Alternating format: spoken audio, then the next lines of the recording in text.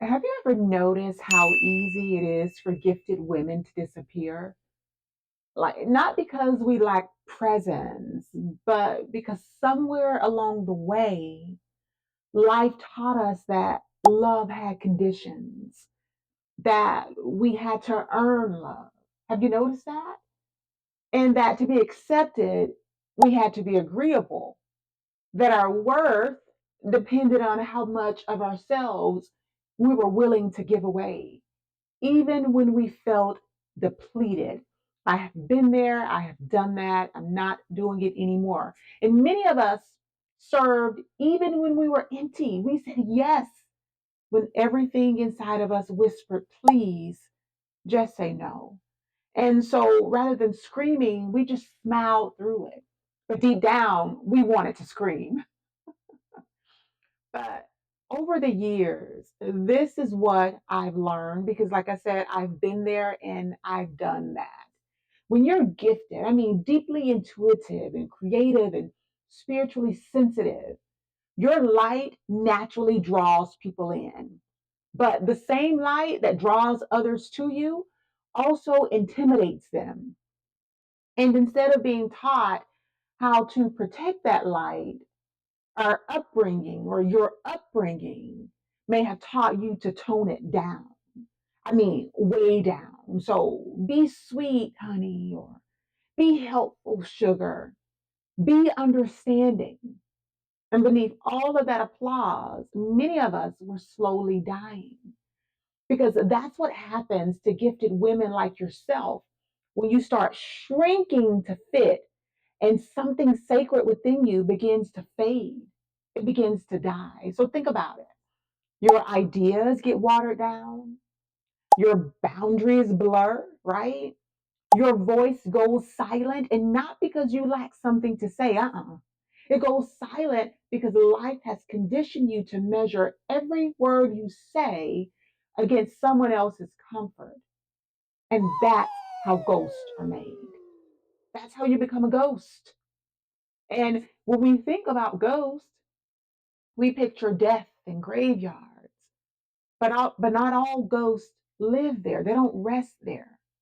Many live in plain sight, in the meetings where you smile through discomfort, mhm, in conversations where you swallow your truth. That's a big one. In relationships where you compromise your boundaries and dilute yourself just to keep the peace. Those are haunted spaces too, although you don't see them that way, they are. And the hunting isn't supernatural, it's emotional. It's in here and up here. It's what happens when your soul keeps showing up, but your voice never does. Bookmark that. That is so good. Somewhere along the line, life taught you and me and so many others that people pleasing equals kindness, but it doesn't. Not at all. And when I dissect the phrase people pleasing, for me, it means being a doormat. Uh-huh. It's self-abandonment, imitating compassion, or it's survival in disguise. And nobody on this earth can convince me otherwise. Nobody. Because when harmony matters more than honesty, when peace with others costs you peace within yourself, you're not living love, you're just performing, you're surviving. And all of that pretending drains your power. It does. But here's something that I know for sure: you can't heal by disappearing, it does not work. Your sensitivity, insight, and intuition are gifts that attach you to the divine. They keep you spiritually connected, allowing you to hear from God, the great God. They allow you to sense energy and bring meaning to the mundane. And you have each of those gifts for a specific reason. And no, no, no, no, no, no. Suppressing those gifts does not make you humble. It does not. It makes you haunted. It makes you haunted. Because when you silence your gifts to avoid being too much, You mute the messages you need to give to the world. And essentially, you allow yourself to become a ghost. Yes, a modern day Casper, Casper the ghost. And you disappear before the world ever gets the chance to know the real you. Think about that. So if you've been ghosting yourself, shrinking, walking on eggshells, saying yes to what drains you, let this right here, right now, be your awakening. Start letting your no's be no. Let your yes be intentional. Let your voice say what it means and mean what it says. Because the world doesn't need another woman who agrees with foolishness, everything, just to keep the peace, just to keep everybody calm. The world doesn't need that. The world needs women who are awake, rooted, and can hold their truth without apology. And I know that's you. However, if you aren't this woman, it's okay. And if you want to be, I want you to take a breath, a deep breath, and ask yourself, where have I been ghosting myself?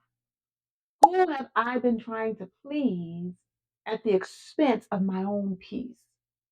And then ask the better question: what would it look like to come back home to myself? What would that look like? I'm excited because you deserve to live fully, not halfway, not in hiding, but fully confident and alive. You do, you deserve that. So, if this message resonated with you, share it with another woman who you know has been disappearing just to fit in, just to keep peace, just to be loved.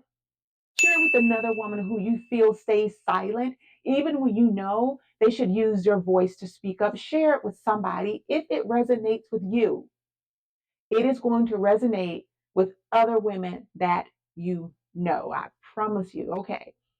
I love you and God loves you. And yes, you are enough. There's absolutely nothing or no one on this earth that can change that. And if you like my vibe, subscribe right now to this channel. Do it. Hit the notification bell. Give this video a thumbs up. And listen, drop me a comment. Have you ever ghosted yourself? Have you ever went ghost? Let me know in the comments, okay? Until next time, I will talk to you later. Bye bye.